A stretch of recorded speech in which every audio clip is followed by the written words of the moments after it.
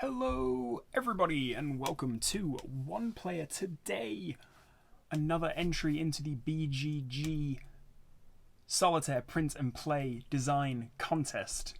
After all these weeks, I still find myself getting that wrong.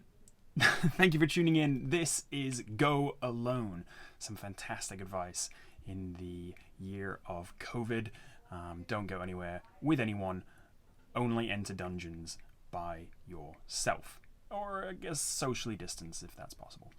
A quick note before we begin, don't forget to go check out the other channels participating in this year's contest playthrough extravaganza. Veselko Kalava this week is playing Conquest for Blau, a game that he has had his eyes on since the very kernel of the contest began, all the way back in like June or July or sometime in that misty past that we now call 2020. I'm not sure if he's a big history buff or if he just likes combat games, but I'm excited to see how he enjoys it. I hope it lives up to his expectations. Chrissie from McLaughlin is playing The Lands Beyond, adventure game about beyond lands, I suppose. Dmitry is playing Terror by the Lake, in which he is going to take on the persona of a thriller, villain, slasher kind of guy. You know, think like Michael Myers, Halloween kind of thing. And then Aishwarya is going to be playing 0x this week. So go check out their channels. Go drop likes and lovely comments. Go subscribe and leave them lots of love. And yeah, this week for me, this is Go Alone, and this is a game that I had on my list basically as soon as it appeared on the thread, because look at it, it's gorgeous, it's absolutely beautiful, the artwork, the illustrations are fantastic, and so creepy and moody, and like, I love these like this is actually the grayscale version, which I appreciate that they didn't call it the low ink version, because this is literally like flat gray, but this is the grayscale version, which I actually like more than the color version. These like pops of single colors against this like black and gray landscape is like really cool, and the monsters in here, the monsters in this deck are just awful looking, which is grand, just grand. Similarly with the items here that we can have access to, the items are all like creative and interesting and wonderful and weird, and just, yeah, I was like really sold by the way this game looked. And I think lots of other people on the thread were as well. That's kind of like the first thing that everybody says is like, wow, this looks incredible. So obviously a lot of love has been put into the way this game appears on the table, and I appreciate that. I really do. What are we going to do to start playing? Well, we have 4 relics to choose from. The story goes, we're at the edge of the village, a dark, dank cave has opened up, and outside an old man says, you know what, you probably shouldn't go alone, but go ahead and go alone. Just take one of these. Be safe, or at least try, and, you know, go figure out what's in there. So we're going to choose either the sword, the skull, the sign, the shroud, and I think I will go with the sword. This allows us to win all ties, so if we ever tie with an opponent, then it defaults to us rather than our foe. So we'll choose the sword, and these 3 get removed from the game. Unfortunately, you can't pick or choose throughout. And then we've got 4 attributes, of which we're going to deal 2 and then pick 1. I should say that I was hoping, or I was going to, I had got all the card backs printed out and whatnot. So I have a big pile of card backs here, but unfortunately they're too big for my sleeves. I don't know if I either miscalculated, they're just slightly too wide for the sleeves, so unfortunately we're going blank backs, and I've just topped the pile with 1 back just to make it look nice. So yeah, anyway, we've dealt 2 attributes and we're going to choose 1. So we're going to choose Fleet-footed, which is avoid harm once when attacking any foe if the hero's roll is odd numbered. Now, when I first downloaded the files for the games, I kind of like glanced through the rules, didn't really look at them too much, but they're short, which is great. You know, it's only a page, which is nice. I like that.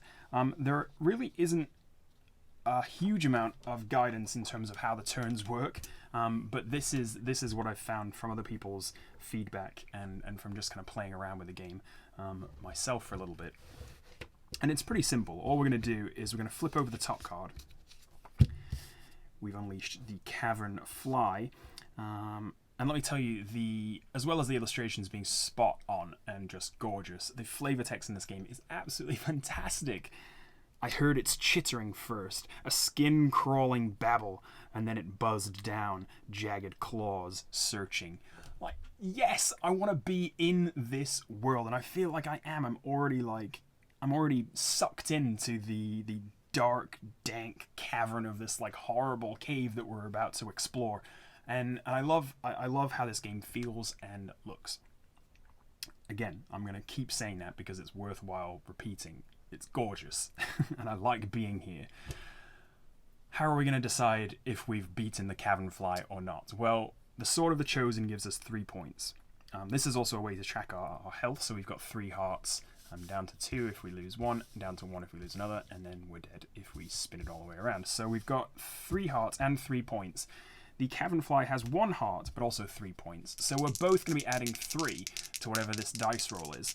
This one being the foe dice, this one being our hero dice. And whoever rolls highest wins.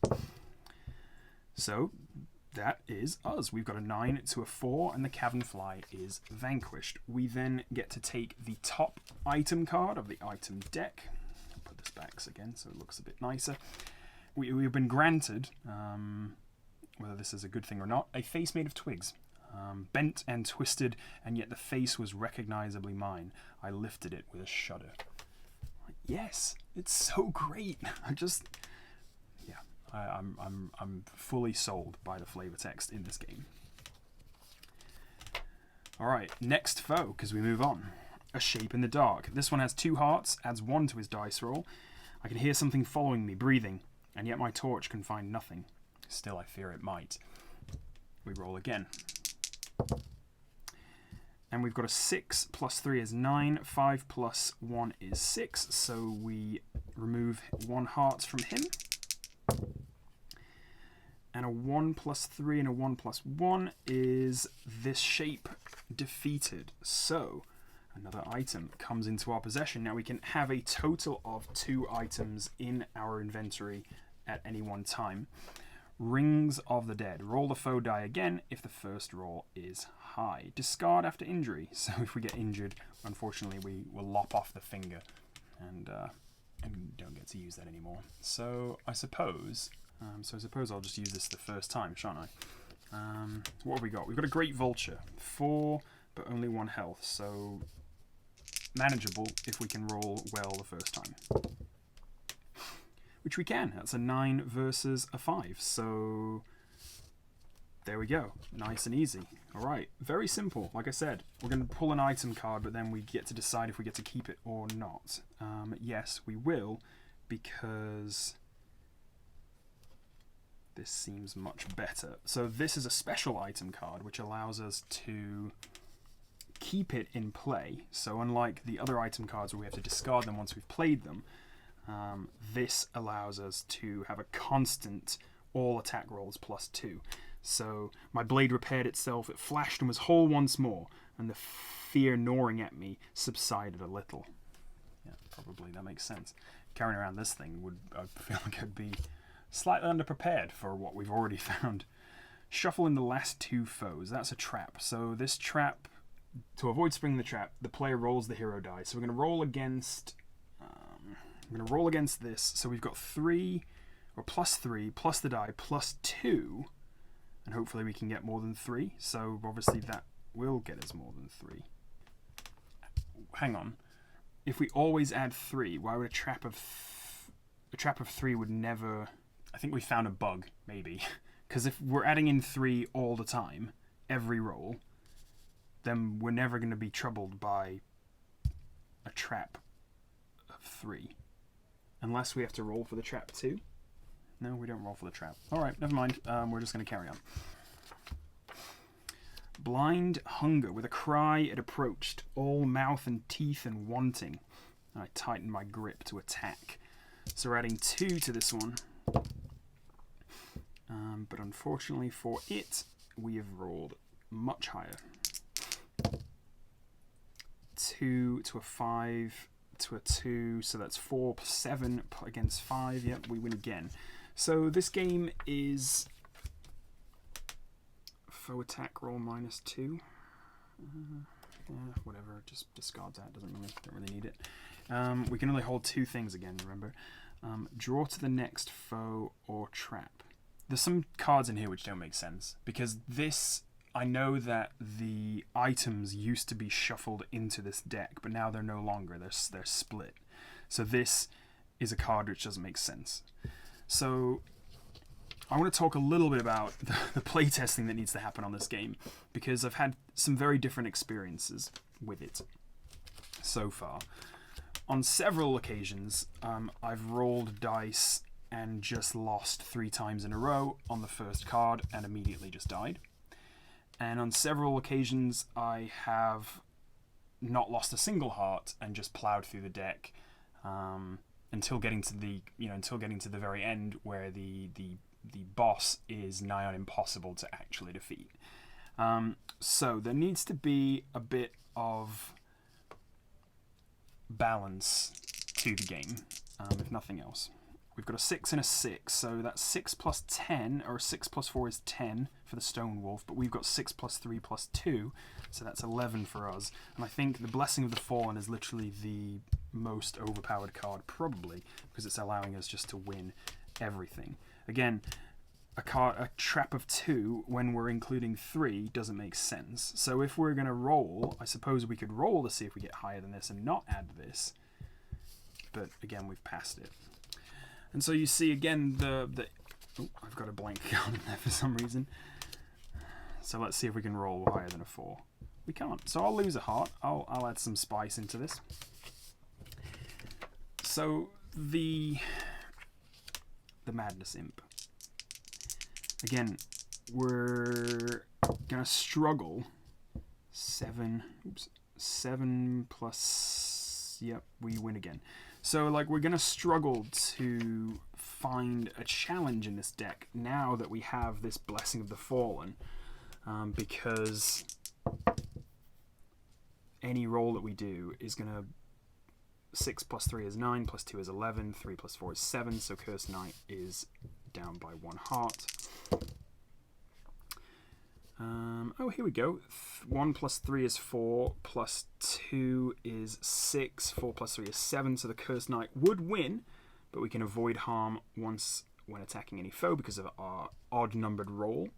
So I'm going to roll again, and I'm going to add 2 to our attack roll just to be safe. So the Face Made of Twigs can get played, and that's 1 plus 3, and 1 plus 3 plus 2 plus 2 is more than that, so we win there, and we'll take an item card. The File of Forgotten Dreams. Change attributes by drawing again. Alright, well, I'm kind of happy with this one, so I'm just going to keep it for now. The Lost Explorer. It was mad and desperate from this place and the awful and innumerable things it had done to live, to survive. Like, the world building in this game is fantastic. Like, the enemies, the monsters all feel just like really alive, and I think that's great. I wish that I felt more when I defeated them, because like that doesn't feel like a challenge, right? So 2 plus 4 is 6, 6 plus 3 plus 2 is 1 heart from the Lost Explorer. And another 6. I mean, I am getting very lucky with my rolls. I mean, let's be honest, I'm getting exceedingly lucky with my rolls. I'm getting a lot of 6s. Okay, restore 2 hearts upon death. That sounds pretty good. 3. Let's just try and roll for a 3. It's a 2, so we will lose 1 heart. So now we're down to 1 heart, which is pretty good. Because this, you know, we've only got 1 chance now to take down each enemy. So that's kind of neat, I guess. A little bit of tension. We've got an 8, so 3 plus 3 plus 2. We get to win all ties, so that's 8 plus 3 plus 3. But yeah, so we've got 8. We win all ties because of our sword, so the living skeleton just gets vanquished. Corpse Flower. if you guys have ever seen one, or if you ever get a chance to see one of these things in bloom, it's fantastic. It's the weirdest thing. I'm lucky enough to live next to, or live near, Volunteer Park in Seattle, and they had one blooming. I think it was, gosh, it was a few years ago now, because they only bloom every, I want to say like 7 years, and it stinks. That's why it's called a corpse flower, because it smells like a dead body. I think the reason for that is that it attracts flies, and then the flies pollinate. I think that's why they do that, why this plant does that. But either way, it's disgusting and crazy and weird looking, and it's gigantic too. It's like 5 feet high. It's really, yeah, just look it up. It's great. So props for this card also, because that's cool. So we got a 4 and a 3 and a 2 and a 4 and a 3, so we win. The Hulking Abomination. That's a 6, and we've got 4, 5, 6. We win all ties, so again we beat it. And a 4 to a 7 to a 9 to a 5, we win that one as well. So yeah, I mean we're plowing through the deck, aren't we? I mean, we're dead, but we restore 2 hearts on death. So luckily, a heart made of stone came in to help us.